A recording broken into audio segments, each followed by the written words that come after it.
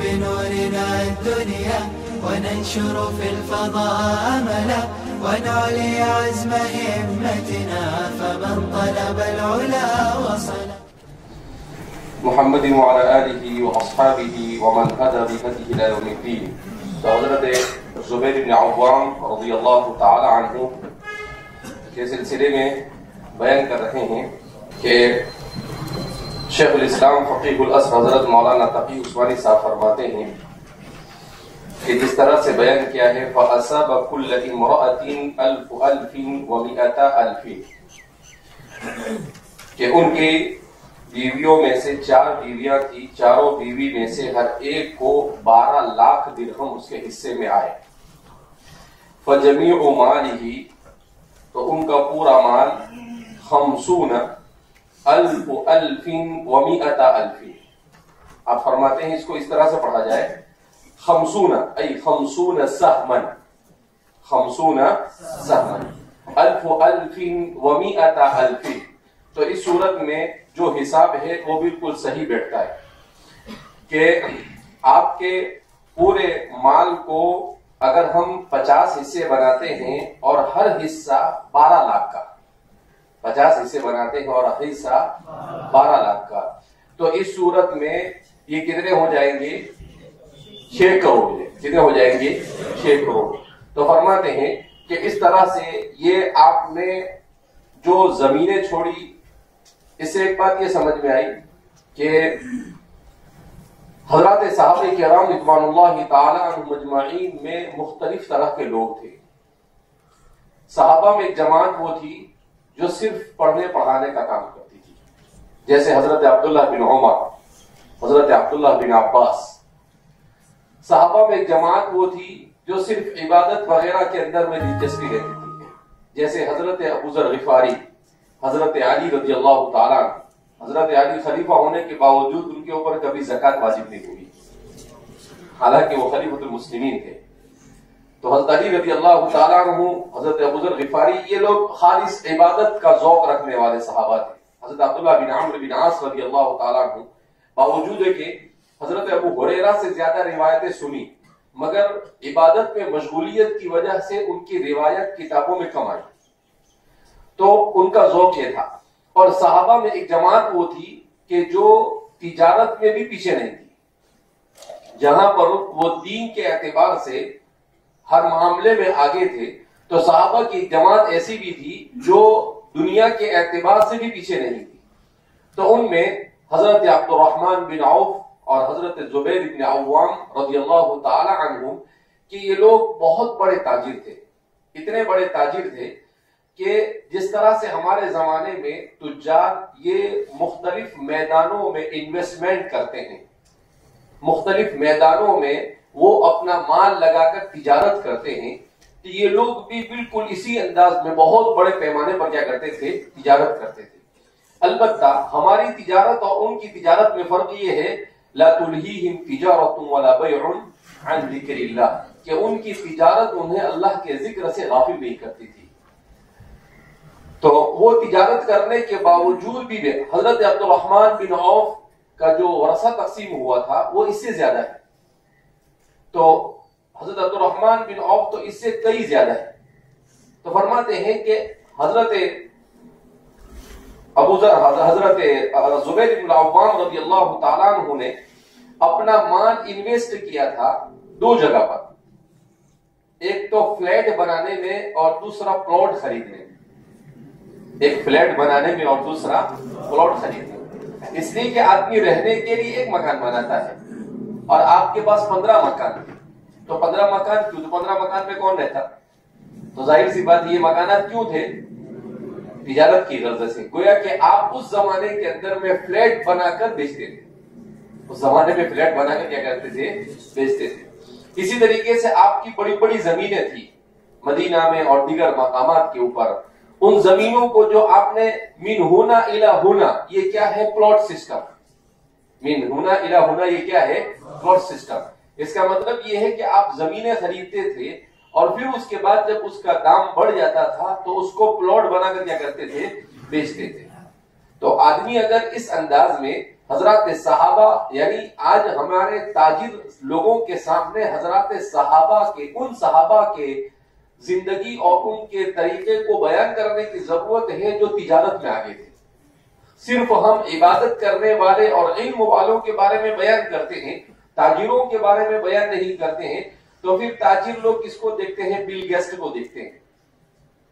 پھر وہ ہمارے زمانے کے اڈانی اور امبانی کو دیکھتے ہیں، کیونکہ ان کے سامنے وہی آئیڈیل، ہم نے کوئی آئیڈیل پیش ہی نہیں کیا ان کے سامنے. جب ہم نے آئیڈیل نہیں پیش کیا تو پھر وہ اپنے اعتبار سے جسے چاہتے ہیں کیا کرتے ہیں؟ آئیڈیل بناتے ہیں. انسان کی فطرت یہ آئیڈیل کی جستجو میں ہوتی ہے، وہ کسی نہ کسی کو اپنا کیا بناتا ہے؟ آئیڈیل بناتا ہے. لہذا اس بنا پر ہمارے تجار صحابہ، حکام صحابہ، ان کی زندگی کو بھی بیان کرنے کی ضرورت ہے. کل حضرت محمد ابن عروہ ابن زبیر، حضرت زبیر کے پوتے کے بارے میں پڑھ رہا تھا کہ بعثہ عمر بن عبد العزیز الى الیمن، انہیں حضرت عمر بن عبد العزیز نے یمن کا والی بنا کر بھیجا محمد بن عروہ بن زبیر کو. تو لوگ جمع ہو گئے. محمد بن عروہ یہ علم، فضل، کمال ہر چیز میں ماہر تھے اپنے زمانے کے، اور ان کو وہاں کا گورنر بنا کر بھیجا. تو یمن جس شہر میں آپ گئے وہاں کے سارے لوگ جمع ہو گئے. تو لوگوں نے سوچا کہ بھائی بڑے محدث ہے، آدمی ہے، علمی آدمی ہے، لمبی تقریر کریں گے، خطبہ دیں گے.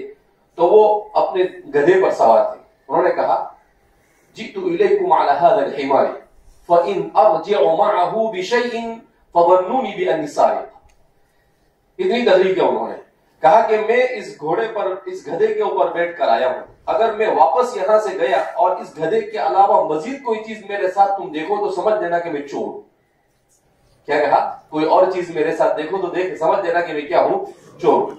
فرماتے ہیں انہوں نے یمن کو ڈیولپ کیا اور یمن کو باب عروج پر پہنچایا. تجارت اور سیاست اور راستے بنانا، ہر اعتبار سے بہت ترقی کی یمن کو. پھر اس کے بعد جب واپس جانے لگے تو لوگ رونے لگے. لوگ جمع ہوئے، کہا کہ آپ ہمیں خطبہ دیجیے، آپ ہمیں کچھ سمجھائیے. تو کہا کہ میں اسی گدھے پر آیا تھا اور اسی گدھے کو لے کر واپس جا رہا ہوں، ما معی شیء، اس کے علاوہ میرے پاس اور کوئی چیز نہیں. لہذا آئندہ کبھی ایسا مت کہنا کہ محمد بن عروہ یہاں آئے تھے اور یہاں سے چوری کر کر چلے گئے. کہا اتنی تقریر کی اور چلتی. تو سیاست کے میدان میں بھی ہمارے صحابہ، ان کی اولاد اور ان کی اولاد کی اولاد پوری انسانیت کے لیے کیا ہے؟ نمونہ ہے. جب ان کے پوتوں کا یہ حال ہے تو ان کا کیا حال رہا ہوگا. تو اس لیے امت کے سامنے ہر پہلو سے چیزوں کو بیان کرنے کی کیا ہے؟ ضرورت ہے کہ ہم ان کے سامنے ہمارے سیاسی صحابہ، کون سے صحابہ ملوک اور سیاست کے اندر میں ہونے کے باوجود بھی انہوں نے کیسی زندگی گزاری، تجارت کے باوجود بھی. بہرحال اس کا میں نے کل حساب لگایا بعد میں وہاں پر جانے کے بعد کہ آج کے چاندی کا کیا بھاؤ ہے. تو پتا چلا کہ چاندی کا بھاؤ 72 روپے گرام ہے. گزشتہ کل جو چاندی کا بھاؤ تھا وہ کتنا ہے؟ 72 روپے گرام. پھر اس کو میں نے اس کو ضرب دیا، جو حضرت زبیر بن العوام نے اس کو ضرب دیا کہ 1 درہم کتنے کا ہوتا ہے.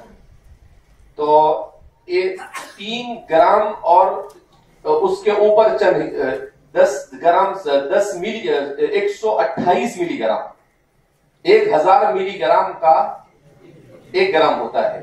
تو 3 گرام اور 128 ملی گرام کا یہ 1 درہم ہوتا ہے. تو پھر میں نے اس کو ضرب دیا. کتنے سے ضرب دیا؟ جو یہاں پر انہوں نے بیان کیا ہے 18 کروڑ سے.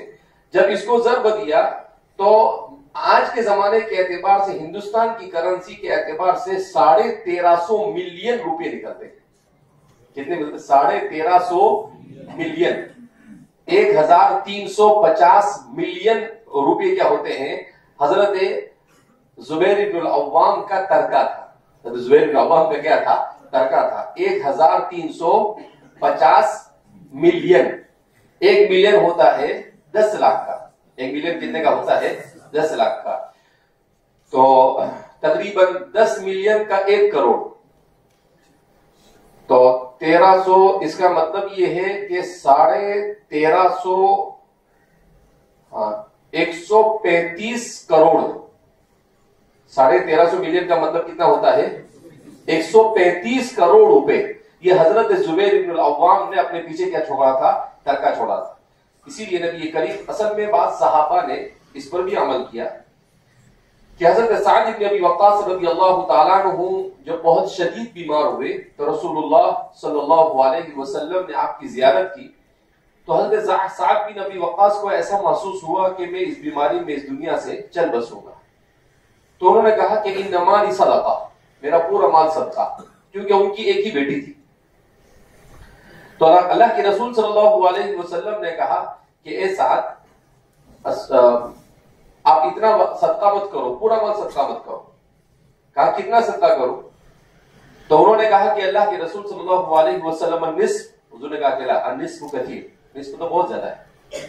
تو انہوں نے کہا کہ الثلث، تو حضور نے کہا الثلث فالثلث کثیر، کہ ٹھیک ہے ثلث ٹھیک، کہ گویا کہ مال کے 3 حصے کیے جاوے، 1 حصہ اللہ کے راستے میں دے دو آپ صدقے کے طور پر، اور 2 حصہ اپنی اولاد کے لیے چھوڑو۔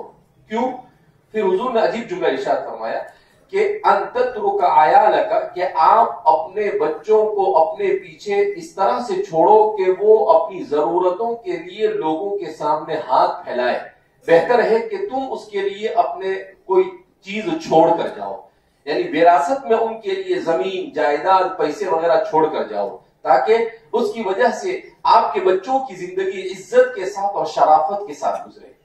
تو اللہ کے رسول صلی اللہ علیہ وسلم نے یہ سکھایا امت کو کہ ایسا نہیں ہے کہ اللہ کے راستے میں خرچ کرو، ضرور خرچ کرو، مگر اس بات کا بھی خیال رکھو کہ آپ کو اپنی اولاد کے لیے بھی چھوڑنا چاہیے، حلال طریقے سے کمائیے، اور حلال طریقے سے کمایا ہوا اپنی اولاد کے لیے چھوڑیے، تو اس میں برکت بھی ہوگی، اور آپ کی اولاد کی شرافت اور عزت کے ساتھ بغیر کسی کے سامنے ہاتھ پھیلائے ہوئے کیا کرے گی؟ زندگی گزارے گی۔ تو اس لیے عزت اور شرافت کی زندگی میں اس چیز کو بھی دخل ہے۔ اسی لیے حکیم الامت مجدد ملت حضرت تھانوی رحمۃ اللہ علیہ فرماتے ہیں کہ میں تو اس زمانے میں یہ کہتا ہوں کہ یہ جو زمانہ ہے، اس زمانے میں خواہشات اور انسان کی ضرورتیں بہت بڑھ گئی، انسان نے خواہشات کو ضرورتوں کا لیبل دے دیا ہے، لہذا اس بنا پر میں یہ نہیں کہوں گا کہ آپ تجارت سے کنارہ کش ہو جاؤ، بلکہ میں کہوں گا کہ خوب کماؤ، اور کمانے کے بعد اپنے پر جتنا ہو سکے خرچ کرو۔ اس لیے کہ حضرت نے عجیب بات کہی، کہا مجھے ایسا محسوس ہو رہا ہے کہ اس زمانے میں، کسی زمانے میں مال کا ہونا یہ کیا ہوتا تھا؟ انسان کے لیے ہلاکت کا باعث ہوتا تھا، لیکن آج مال کا نہ ہونا باعث ضلالت ہے۔ مال کے نہ ہونے سے بھی آدمی ضلالت، گمراہی کا کیا ہوتا ہے؟ شکار ہوتا ہے۔ لہذا اگر آپ کے پاس حلال طریقے سے کمایا ہوا ہوگا تو آپ ضلالت اور گمراہی سے کیا رہو گے؟ محفوظ رہو گے، ورنہ تھوڑے تھوڑے مال کے بدلے میں لوگ اپنے دین تک کو کیا کر دیتے ہیں؟ بیچ دیتے ہیں۔ تو اس لیے دین کو مکمل طور پر اسی انداز میں سمجھنے اور سمجھانے کی کیا ہے؟ ضرورت ہے۔ صرف اپنے ہی جو کتنا سمجھ میں آئے اسی میں مست رہنے سے کام چلتا نہیں ہے۔ بہرحال تو انسان کو لیکن ایک بات یاد رکھے کہ حلال طریقے سے کمائے، تو کیسے کمائے؟ حلال طریقے سے، ناجائز طریقے سے نہیں۔ حضرات صحابہ کے ان اموال میں برکت کی سب سے بنیادی وجہ کیا تھی؟ کہ وہ لوگ ہر چیز اسلام کے بیان کردہ طریقے کے مطابق کرتے تھے۔ آج ہمارے مولانا لوگ بھی شیئر مارکیٹ کے اندر میں کود پڑتے ہیں، ہمارے مولانا لوگ بھی کچھ دیکھتے نہیں ہیں، کہیں بھی انویسٹ کر دیتے ہیں۔ بھئی آپ عالم ہیں، آپ امت کے لیے قدوہ ہیں، آپ کو معلوم ہونا چاہیے کہ اگر شیئر مارکیٹ میں آپ جا رہے ہیں تو اس کے مسائل کیا ہے۔ اولاً تو آدمی کو تھوڑا بہت پیسہ ہو تو شیئر مارکیٹ میں جانا ہی نہیں چاہیے۔ دوسرا، بلا ضرورت کے آدمی کو بینک سے بھی فائدہ نہیں اٹھانا چاہیے۔ ابھی کل پرسوں ایک ساتھی مجھے ملے، بولے بچوں کے کھاتے کھلوا دو۔ میں نے کہا کہ میں نے 35 سال کا 30 سال کا ہوا، ضرورت پڑی تو کھاتا کھلوایا، میں بچوں کو کیوں کھاتا کھلواؤں؟ تو کہا ضرورت ہے۔ میں نے کہا کیسی ضرورت ہے؟ میں نے کہا یہ سودی بینک ہے، بلا ضرورت کے آپ اس میں اپنے آپ کو انوالو نہیں کر سکتے۔ جب آپ ضرورت شدیدہ ہو تو ہی انوالو ہے، جب ضرورت شدیدہ نہیں ہے تو آپ کو اس میں زبردستی اپنا کھاتا کھلوانے کی ضرورت ہے نہیں۔ تو اس لیے کہ اللہ کے رسول صلی اللہ علیہ وسلم نے ارشاد فرمایا کہ میری امت پر ایک زمانہ ایسا آئے گا کہ اگر وہ سود نہ بھی کھائے گی تو سود کا دھواں اس کو پہنچ جائے گا، سود کا دھواں اس کو پہنچے گا۔ تو اس کا مطلب کیا ہے کہ سود اتنا عام ہو جائے گا کہ ہر کس و ناکس چاہتے اور نہ چاہتے ہوئے بھی اس میں مبتلا ہو جائے گا. تو آج ایسا ہی ہو رہا ہے. لہذا اس بنا پر اپنے آپ کو حرام چیز سے بچتے ہوئے اگر آدمی تجارت کرتا ہے تو یہ دنیا اور آخرت میں مفید ہے. تو اس کو سمجھنا چاہیے کہ بھئی بینک سے فائدہ کب اور کس درجے میں اٹھانا چاہیے، کہاں پر جا کر شیئر کو خریدنا اور کن شرائط کے ساتھ شریعت نے گنجائش دی ہے. تو جتنی بھی تجارت کے طریقے ہیں ان تمام طریقوں میں ہیلا بہانہ کر کر حرام کو حلال کرنے کا چکر لگاتا ہے ہمارا مولوی. کیا کوشش کرتا ہے کہ کسی طریقے سے حرام کو کیا کر دے وے، حلال کر دے وے.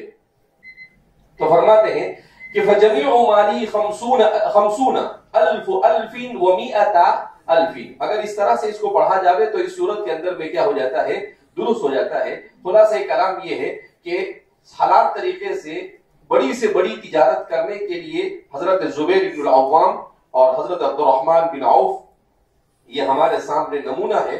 ہمیں اور بھی ایسے صحابہ کی سیرتوں کو ڈھونڈ کر ہمارے ان تاجر طبقے کے سامنے کیا کرنا چاہیے، پیش کرنا چاہیے کہ یہ صحابہ بھی تھے، یہ بھی تاجر تھے، مگر تاجر ہونے کے باوجود بھی ان کا شمار عشر مبشرہ میں ہوتا ہے. کس میں ہوتا ہے؟ عشر مبشرہ میں. اب آپ دیکھیں کہ حضرت ابوبکر صدیق یہ ان صحابہ میں سے جو مالدار شمار کیے جاتے ہیں. حضرت عمر ان صحابہ میں سے جن کو مالدار شمار کیا جاتا ہے. آپ نے اپنے طور پر اپنے عمارت کے زمانے میں سادگی اختیار کی. سادگی الگ چیز ہے. اور حضرت عبد الرحمن بن عوف مالدار صحابی ہے. حضرت سعد بن ابی وقاص کیسے صحابی ہے؟ مالدار. حضرت عبد الرحمن بن عوف کیسے صحابی ہے؟ مال. حضرت زبیر بن عوام کیسے صحابی ہے؟ مالدار صحابی ہے. تو یہ عشر مبشرہ میں سے تقریباً 7-8 وہ ہے جن کا شمار اغنیاء صحابہ میں ہوتا ہے. جن کا شمار کس میں ہوتا ہے؟ اغنیاء. مگر عشر مبشرہ ہونے کے باوجود بھی انہوں نے بہت بڑے پیمانے پر تجارت کی اور ان کی آخرت پر کوئی فرق نہیں پڑا اور انہوں نے اپنی دنیا کو اسلام کی تعلیمات کی روشنی میں بنانے کی کیا کی ہے؟ کوشش کی ہے. لہذا اس کو خلاف زہد کہا جا سکتا نہیں ہے. حرام سے اسی لیے عبداللہ بن مبارک کا بڑا اچھا ملفوظ کہیں پر پڑھا تھا میں نے. وہ کہتے تھے کہ حرام کا مطلب یہ نہیں کہ دنیا کو تیاگ دو، دنیا کو چھوڑ دو. کہ حرام کا مطلب یہ ہوتا ہے حرام طریقوں کو چھوڑو. زندگی کے ہر مرحلے میں اگر آپ نے ناجائز اور حرام راستے کو چھوڑ دیا تو آپ زاہد ہیں، چاہے آپ کے پاس دنیا ہو. کہا کہ دنیا میں آج یہ سمجھا جاتا ہے کہ زاہد اسے کہا جاتا ہے جو دنیا چھوڑ دے دے. کہا نہیں، حرام راستے کو چھوڑنا یہ کیا ہے؟ زہد ہے. اس امت کا زہد یہی ہے کہ وہ حرام راستے اور حرام طریقے اور حرام اخلاق اور حرام کردار کو کیا کرے؟ ترک کر دے. جی ہاں. باب اذا بعث الامام رسولا في حاجة او امره بالمقام هل يسهم له. بہرحال تقریبا کتاب فرض الخمس وغیرہ کے متعلق جو بنیادی باتیں تھی آپ کے سامنے پیش کر دی گئی. اب آئندہ عبارت پڑھ کر اس باب کو ختم کر کر انشاءاللہ ہم باب بدء الخلق کی طرف بڑھتے ہیں کہ اس کائنات کو اللہ رب العزت نے کیسے بنایا اور اس سلسلے میں امام بخاری نے روایات کے ذریعے سے کیسے ثابت کیا.